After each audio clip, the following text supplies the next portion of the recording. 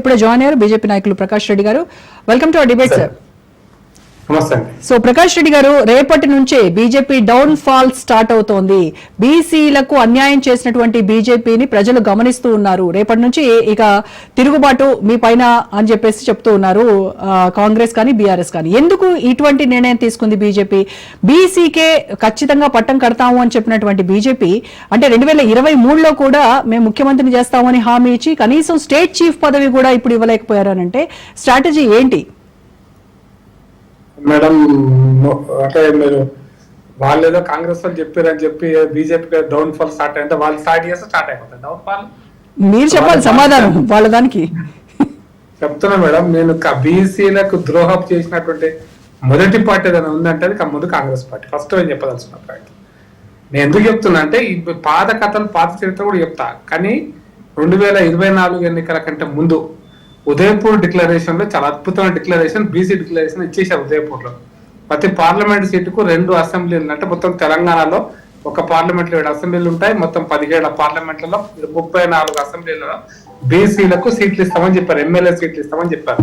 23 ఎన్నికలలో ఇచ్చింది 22 మేడం.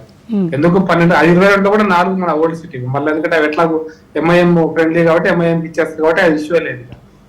18 సీట్లో 19 సీట్లో గెలవడానికి అవకాశం ఉన్న సీట్లను మాత్రమే ఇచ్చిండ్రు. అది మొదటి ద్రోహం కదా మేడం, దిస్ ఇస్ ఫస్ట్.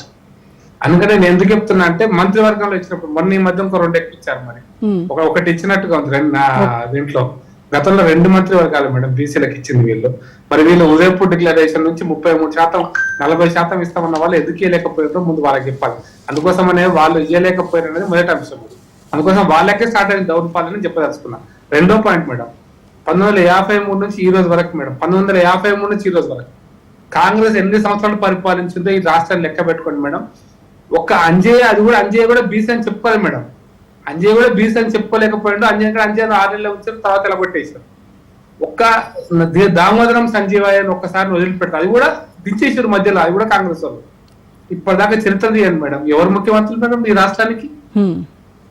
ఈ రాష్ట్రంలో 52% మంది బీసీలు అని చెప్పుకుంటున్నటువంటి రాష్ట్రంలో 53 నుంచి 1953 నుంచి అప్పుడు 47, ఇప్పుడు 25, 72 సంవత్సరాల చరిత్రలో టీడీపీ కొత్త కాలం పరిపాలిస్తే టీడీపీ కూడా ఎన్టీ రామారావు, చంద్రబాబు నాయుడు అయిపోయింది స్టోరీ.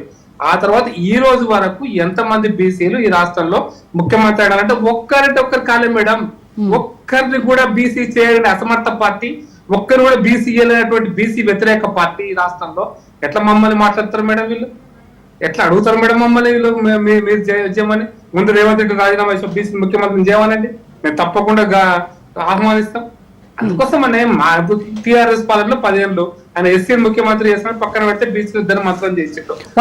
ఇప్పటికే అనౌన్స్ చేశారు కదా ఓసీ సీఎం ఇంకా రేవంత్ రెడ్డి. ఈ ఓసీగా ఉండేటువంటి సీఎం గా రేవంత్ రెడ్డి లాస్ట్, నెక్స్ట్ వచ్చేది బీసీ ముఖ్యమంత్రి అని చెప్పారు కదా వాళ్ళు.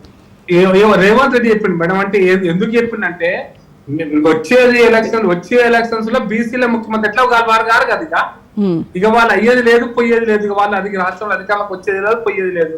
కాబట్టి నేను రేవంత్ రెడ్డి లాస్ట్ ఏమని చెప్పుకున్నాడు, రేవంత్ రెడ్డి చెప్పుకున్నాడు. కాంగ్రెస్ పార్టీ అధిష్టానమో కాంగ్రెస్ పార్టీ నాయకత్వమో సామూహికమైనటువంటి తీర్మానం వాళ్ళు ఏం చేయలేదు మేడం. చాలా రేవంత్ రెడ్డి గారు నేనే లాస్ట్ రెడ్డి సీఎం ను, నా తర్వాత వచ్చేసి బీసీ సీఎం అన్నాడు.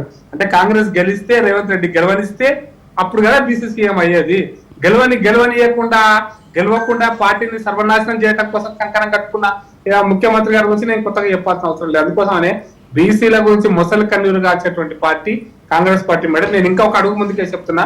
ఈ రోజు కేంద్ర ప్రభుత్వంలో నరేంద్ర మోడీ గారి నాయకత్వంలో ఉన్నటువంటి కేంద్ర కేబినెట్ లో 25 మంది బీసీలు ఉన్నారు మేడం. 25 మంది అవుట్ ఆఫ్ 75, 33% బీసీలు ఉన్నారు. కాబట్టి మీరు బీసీల గురించి మాకు చెప్తే ఎట్లా మేడం?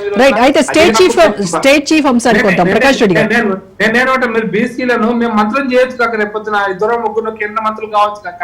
ఆల్రెడీ బండి సంజయ్ గారు బీసీ కేంద్ర మంత్రిగా ఉన్నాడు, ఇంకొకటి 2 కేంద్ర మంత్రులు కావచ్చు కాక. మీకు ఇప్పుడు ఆల్రెడీ ఇప్పుడు మేము బీసీలకు ఎంత గౌరవం ఇచ్చినట్టే మేడం, మా డాక్టర్ లక్ష్మణ్ గారు ఇక్కడ నుంచి ఎమ్మెల్యే గెలవకపోయినా ఆయనను రాష్ట్రం నుంచి ఉత్తరప్రదేశ్ నుంచి రాజ్యసభ సభ్యులు చేసి అక్కడ భారతదేశంలో ఉన్నటువంటి మా అత్యున్నతమైనటువంటి వాళ్ళకి ఎట్లా కాంగ్రెస్ వర్కింగ్ క్యాపిటల్ ఉందో మాకు అట్లా మా యొక్క వర్కింగ్ సిస్టమ్ లో మా యొక్క టాప్ మోస్ట్ పొజిషన్ లో డాక్టర్ లక్ష్మణ్ గారు బీసీ గారు ఉన్నారు మేడం. అదే టాప్ పొజిషన్ లో ఎలక్షన్ కమిటీ ఎన్నికల యొక్క సీట్లు ఇచ్చేటువంటి దాంట్లో మా పార్టీలో లక్ష్మణ్ గారు ఆల్ ఇండియా లెవెల్ లో ఉన్నారు మేడం.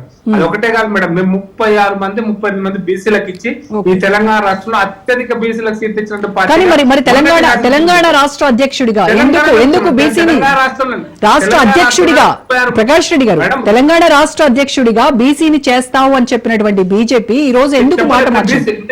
నేను బీసీని చేస్తామని చెప్పలేదు మేడం. తెలంగాణ రాష్ట్రంలో మేము గెలిస్తే బీసీ ముఖ్యమంత్రి అవుతారని చెప్పింది మేడం. మేము గెలిస్తే బీసీ ముఖ్యమంత్రి అవుతారని చెప్పిన రాష్ట్రంలో బీసీ అధ్యక్షుడు మీడియాలో వాళ్ళు చెప్పుకున్నారు తప్ప మేము ఎక్కడ చెప్పలేదు. అయితే మాకు బీసీ మాకు ఉన్నటువంటి కొన్ని అడ్డంకులు కూడా ఉన్నాయి మేడం. అడ్డంకులు మాకు ఒక ఎన్నికల నియమావళి ఉంది, మాకు బీజేపీ ఒక మేనిఫెస్టో ఉంది. ఆ మేనిఫెస్టోలో రాష్ట్ర అధ్యక్షుడు ఎవరు కావాలా, జిల్లా అధ్యక్షుడు ఎవరు కావాలి, మండల అధ్యక్షుడు ఎవరు కావాలన్న కొన్ని కండిషన్స్ లో మేము కొంతమందిని ఈ రోజు మల్లయ్య యాదవ్ గారు ఏంటి డార్క్ గా ఉంది రూమ్, కరెంట్ పోయిందండి? ఇందిరా శోభన్ గారు కరెంట్ పోయిందంటండి కాంగ్రెస్ ప్రభుత్వంలో. కాంగ్రెస్ ప్రభుత్వం కరెంటే పోతుంది, ఏది ఉండదు కరెంట్.